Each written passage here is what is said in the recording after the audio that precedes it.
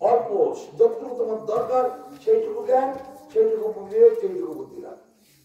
কলিকালের নাম রূপে কৃষ্ণ অবতার, নাম হইতে হয় সর্বজগৎ নিস্তার। অতএব কলিযুগে নাম যজ্ঞ সার, আর কোন ধর্ম কইলে নাই পায় পায়। হরি হরি হরি বল।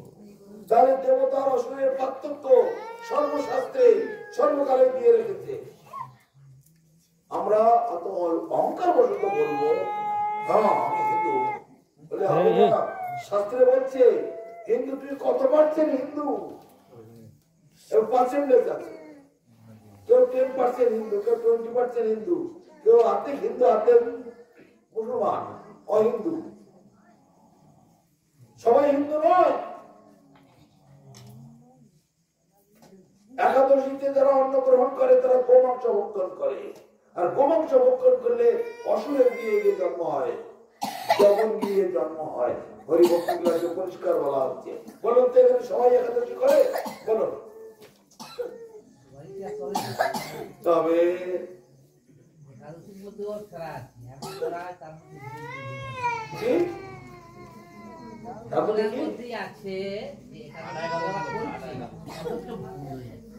না না, ভুল হচ্ছে মানে কি, একাদশীটা দুই রকমের, একটা শাক্ত মতে আর একটা গোস্বামী মতে।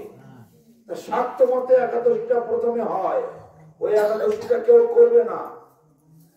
পরের একাদশীটা যেটা গোস্বামী মতে, সেই একাদশীটা করবে। এরাও বিরাট কাহিনী আছে।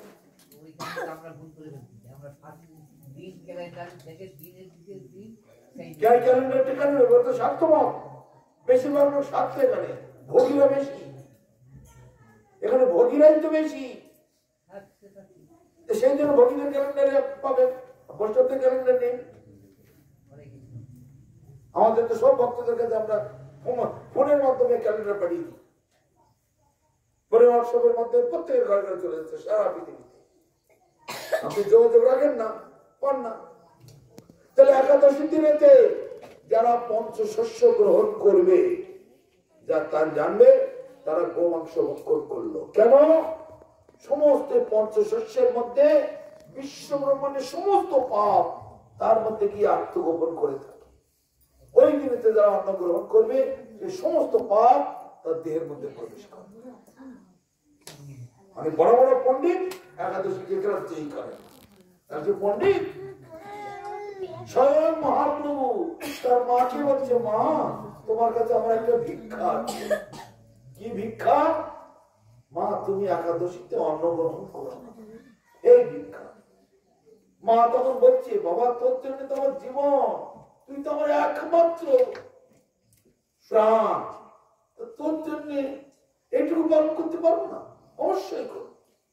স্বয়ং তার মাকে পর্যন্ত শেখাচ্ছে, মা তুমি একাদশীতে অন্ন গ্রহণ করো না, একাদশী ব্রতটা পালন করো। একাদশী ব্রত রূপে যেমন বৃন্দা দেবী বৃক্ষ রূপে তুলসী রূপে এসেছে, গঙ্গা দেবী জল রূপে এসেছে, সরস্বতী বিদ্যা রূপে এসেছে, লক্ষ্মী দেবী ধন দৌলত রূপে এসেছে, তদ্রূপ একাদশী ব্রত রূপে আবির্ভূত হয়েছে। সে একাদশী ব্রতকে যে পালন করবে, যে সম্মান করবে, যে তাকে মর্যাদা দেবে, তার কখনো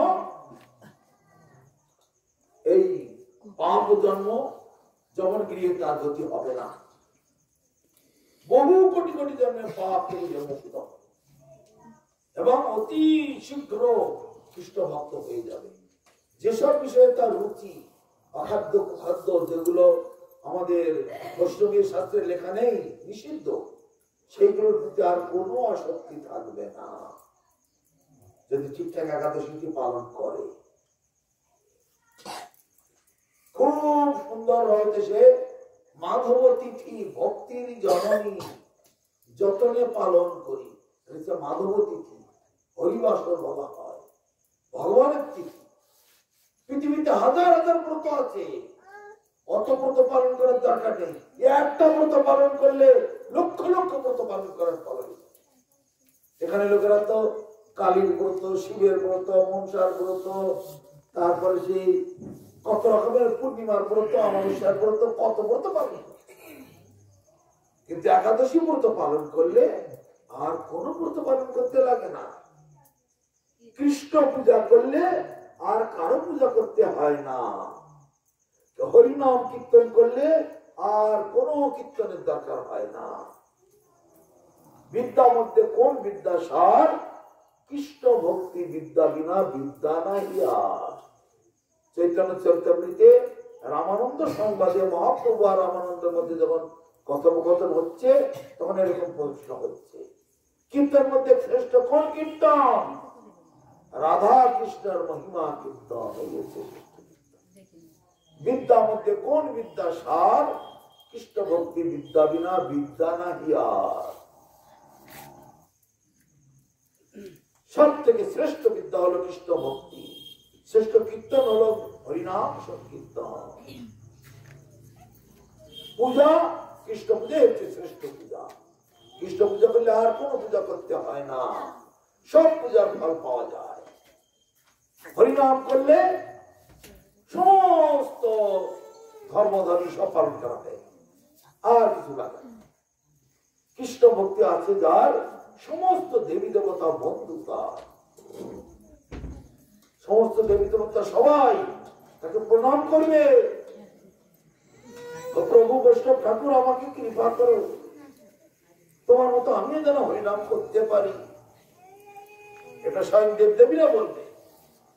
ওই মনসা সাপের ভয়তে মনসা পুজো করতে লাগবে না। মনসা দেবী নিজেই রাস্তা পরিষ্কার করে দেবে, সাপ তাড়াবে মনসার দেশ। ঠিকঠাক কৃষ্ণ পূজা করলে তখন সব দেবদেবীরা সন্তুষ্ট হয়। একবার সনাতন গোস্বামী মহাপ্রভুর আদেশে বৃন্দাবন ধামেতে চাকলেশ্বর মন্দির আছে। চাকলেশ্বর মন্দির মানুষ গঙ্গার তীরে, যারা বৃন্দাবনে পরিক্রমা করতে যায় গোবর্ধনেতে, মানুষ গঙ্গার পাশে চাকলেশ্বর মন্দির আছে। সেইখানে সনাতন গোস্বামী শিবের মন্দির, সেটা ভাবলে এখানে অনেকটা জায়গা আছে, লোকজন কম, আমি এখানটা থাকবো, থেকে গ্রন্থ রচনা করব।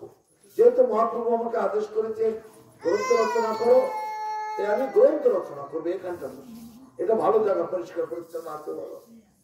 কিন্তু রাত্রে ঘুমোতে পারছেন না, এত মশা। একদিন গেল, দুদিন গেল, 3 দিনের দিন বলছে আজকে রাতটা কেটে যাক, কালকে সকালে আমি চলে যাব, এখানে আর থাকবো না। এত মশা হলে কি থাকা যায়? কিন্তু উনি ত্যাগী মানুষ, সন্ন্যাসী মানুষ, উনি তো ওসব ওই বিছানাপত্র মশারি আবল তাবল এসব তো কিছুই নেই। আপনাদের এখন কত বড় অল আউট, তারপরে মশার ধূপ, মশার তাড়ানো কচ্ছপের কিসব ধূপ, ভালো মশারি, কত কিসের ব্যবস্থা, ওদের তো কিছু নেই। এত মশার মধ্যে থাকবো না, চলে যাবো। আসলাম শিবের কাছে, বসে একটু গ্রন্থ রচনা করবো, কিন্তু এত মশা, আমি থাকছি, কালকে সকালে চলে যাবো। ব্যাগটা গুছিয়ে, ওরা যে গ্রন্থ রচনা সেগুলো গুছিয়ে গেছে রেখে দিয়েছে, ঘরে উঠে চলে যাবো অন্য জায়গায়, যেখানে মশা নেই সেইখানে যাবো। তখন সেই রাত্রে শিব স্বপ্ন দিচ্ছে, বৈষ্ণব ঠাকুর আমার অপরাধ হয়েছে, আমাকে ক্ষমা করো, আপনি এখানে কৃপা করে এসেছেন, আমাকে কৃপা করবার জন্য আপনি এসেছেন।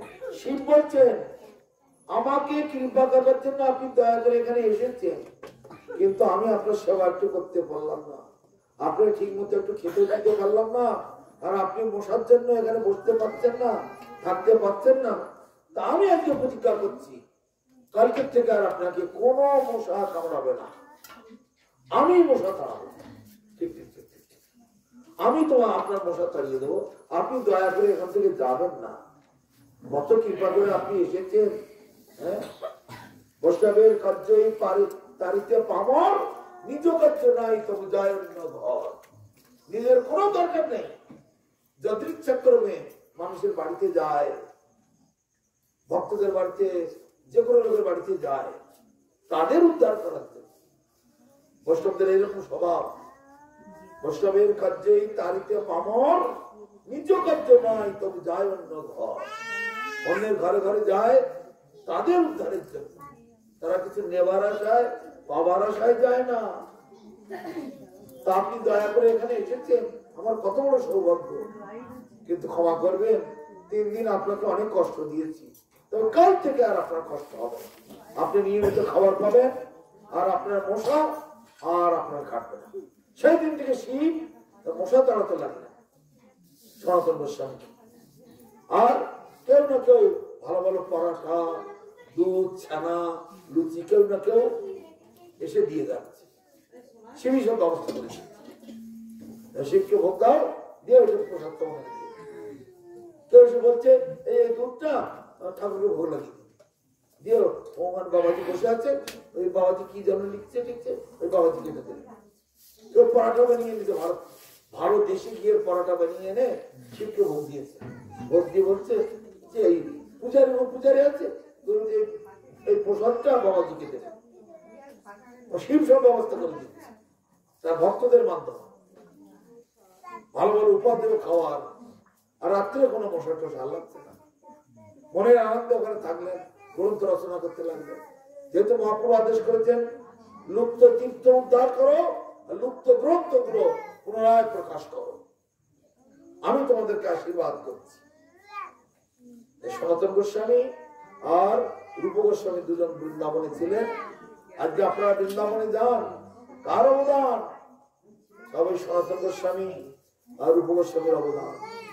মহাপ্রভু নিজেই তাদেরকে শক্তি সঞ্চার করে সব ওখানে পাঠিয়ে তোমরা এখানে এগুলো প্রকাশ করো। তাই অদ্যাবধি সেই ধাম, কোনটা নারদ কুণ্ড, উদ্ধব কুণ্ড, তারপরে ললিতা কুণ্ড, গোবিন্দ কুণ্ড, সব প্রকাশ করতে থাকে। তা এগুলো যারা ভক্ত লোক, তারা ভক্তির মর্যাদা দেয়, তারা এগুলো দেখতে পায়, তাদের শুনতে ভালো লাগে।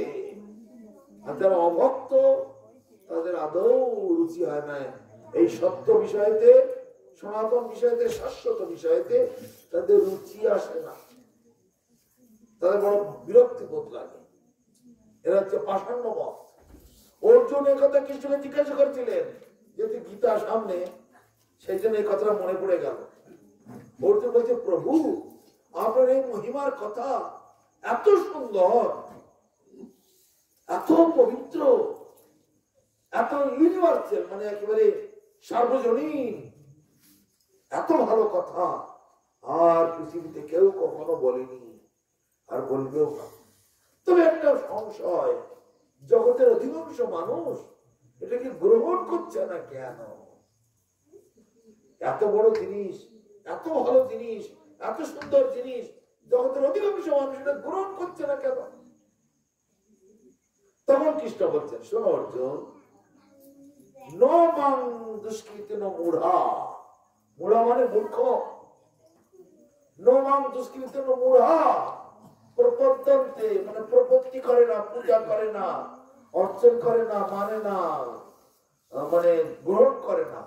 নমাং দুষ্কৃতিন মূঢ়া প্রপদ্যন্তে মূঢ়ান, নমাং দুষ্কৃতিন মূঢ়া প্রপদ্যন্তে নরাধমা, তারা হলো নরাধম, নরের মধ্যে অধম, একেবারে কিছু মানে। জগতে যারা একেবারে নিম্ন স্তরের লোক, তারা ভগবানের কথা শুনতে ভালোবাসে না, ভগবানকে পুজো করতে ভালোবাসে না, ভগবানের নাম জপ করতে ভালোবাসে না, ভগবানের নামে একাদশী করতে, ব্রত করতে ভালোবাসে না, গলা একটা তুলসীর মালা করতে তাদের অসহ্য লাগে, তিলক করতে তাদের ঘৃণা লাগে, তাদের রূপ খারাপ হয়ে যাবে। তাই অর্জুনকে বলছে, জগতে যারা দুষ্কৃতকারী, মূঢ় মানে মূর্খ, তাদের আমার কথায় তাদের রুচি হয় না। এবার পরের লাইনে কি বলছে? মায়া অপবিত্র জ্ঞান, আমার মায়ার দ্বারা তাদের মধ্যে যে ভালো জ্ঞান টান গুলো আছে না, সেগুলো আমি চুরি করে নিই, সরিয়ে নিই আমার মায়ার দ্বারা। তারপরে কি হয়? আসুরং ভবমাশ্রিতা, তার অসুরমতি, অসুরের মতো ভাব তাদের হয়। যেমন আপনি একটা বাবা, আপনি ছেলেদের সম্পত্তি ভাগ করে দিয়েছেন, কোন ছেলে দেখতে পাচ্ছেন, লিখে দেননি, কোন ছেলেকে দেখছেন এই ছেলেটা মনোযোগ দিয়ে চাষবাস করছে, একে 10 বিঘে জমি দিয়েছি, ওকে 10 বিঘে জমি দিয়েছি, ওকে 10 বিঘে জমি দিয়েছি, সব দিয়েছি, কিন্তু একটা ছেলে সে নিরন্তর মদ খাচ্ছে, পতিতালয়ে যাচ্ছে, জুয়া খেলছে, সম্পত্তিও নষ্ট করে দিচ্ছে। কদিন লাগবে সব সত্য শেষ করে দেবে। এবার আপনি কি করবেন? ওই সম্পত্তি গুলো আর ওকে আর দিবেন না, যে বাঁচিয়ে রাখবে তাকেই দিন। তো ওকে, যে ছেলে আপনার সম্পত্তি নষ্ট করে দিচ্ছে তাকে না দিয়ে আর অন্য ছেলেগুলোর নামে শুধু ওই ছেলেকে দিলেন, ও তো 3 দিন লাগবে না, নষ্ট করে দিল সব। মদের নেশা আর অখাদ্য কুখাদ্য খাওয়ার নেশা যাদের হয়ে গেছে, অসৎ সঙ্গ যাদের হয়েছে, তাদের আর কোনো ভরসা নেই। তখন কি হয়? আপনি তখন কি করবেন? ওই তলায় তলায় জমি জমা গুলো আর ভালো ছেলেগুলোর নামে লিখে দেবেন, দুষ্কৃতকারীর নামে আর দেবেন না, তাই না? তাই ভগবান এখানে সেই কথা বলছেন, যে সকল মানুষ আমার কথায় রুচি হয় না, আমাকে ভালোবাসে না, শ্রদ্ধা করে না, প্রপত্তি করে না, সম্মান করে না, তারা অসুরে গণিত হয়। তাদের মধ্যে যে ভালো গুণ, প্রত্যেকের মধ্যে ভালো গুণ আছে, কিছু না কিছু, কিছু না কিছু ভালো গুণ প্রত্যেকের আছে। সে ভালো গুণগুলো আমি সরিয়ে দিই, যে খারাপ গুণটাই থেকে যায়, তখন আসুরাম ধর্মা চিন্তা, অসুরের মতো কথা হয়।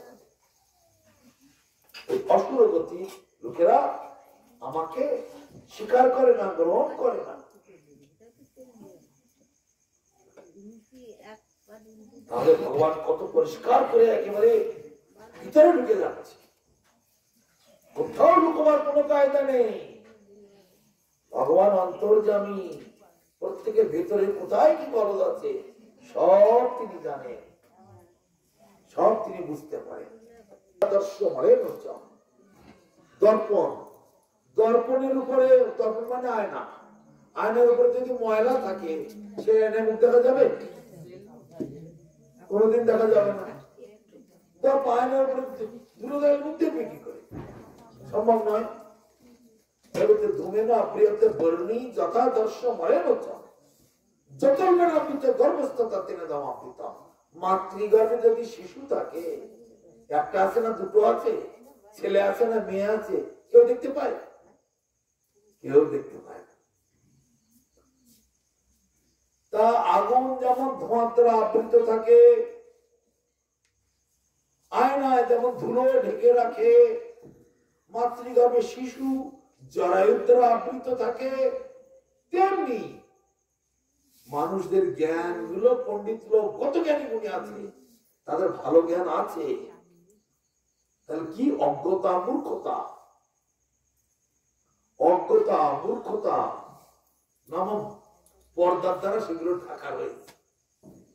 অজ্ঞানের পর্দা, মূর্খের পর্দা, মায়ার জগতের ভোগবিলাসের পর্দা, সেই সব দিয়ে সেই সত্য জ্ঞানটাকে ঢাকা রয়েছে।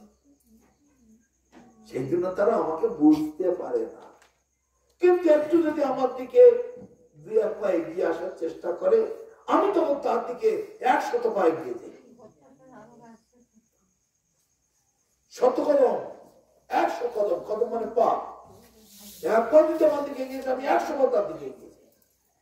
কিন্তু তাকে সাহায্য করি, আমি বুদ্ধি যোগ দান করি, আমি তাকে সুবুদ্ধি দেই।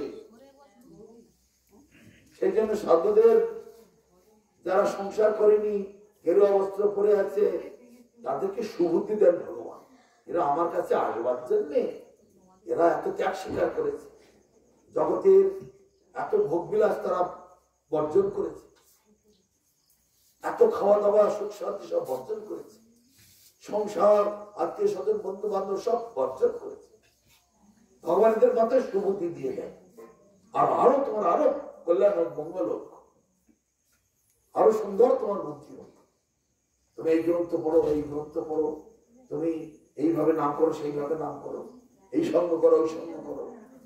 তাই ভগবান গীতাতে বলছে আমি তাদের সুবুদ্ধি দান করি, বুদ্ধি যোগ দান করি।